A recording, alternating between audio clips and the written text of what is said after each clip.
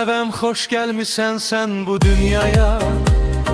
Mən daha elə bir qanadlı quşam, gərək sevincimi aləmə yayam. Mən baba olmuşam, baba olmuşam. Sən mənim üzümə güləndən bəri ürəyim kövrəlib, qəlbim yuxalır.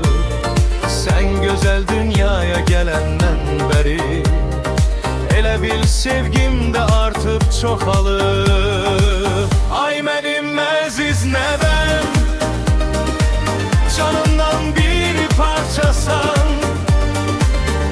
Gülüşündə bahar var, ürəyimin yarısan.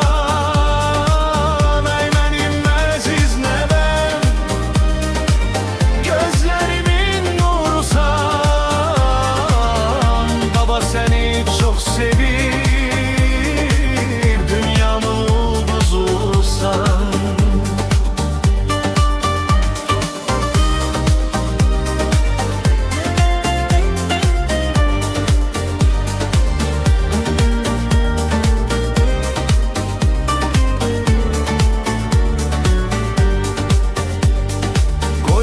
Yanından bət nəfəs keçər, baban ağılları gözləyir səni.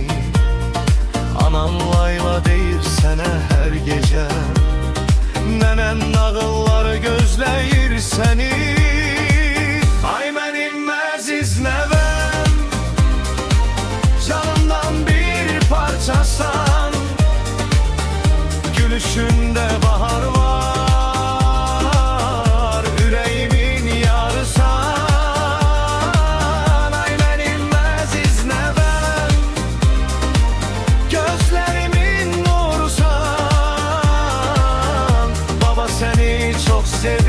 sevir, dünyamın ulduzusan.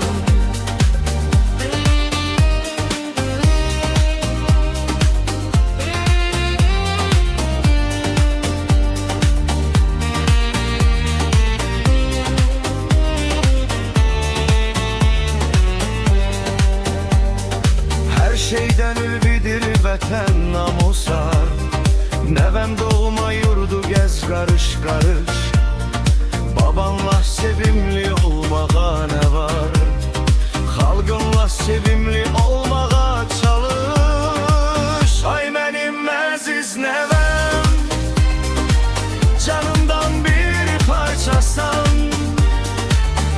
Gülüşündə bahar var, ürəyimin yarısan.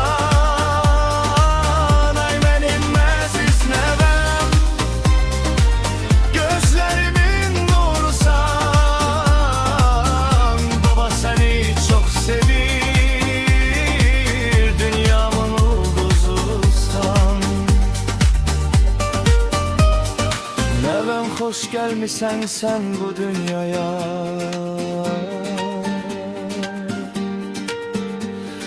Mən baba olmuşam, baba olmuşam.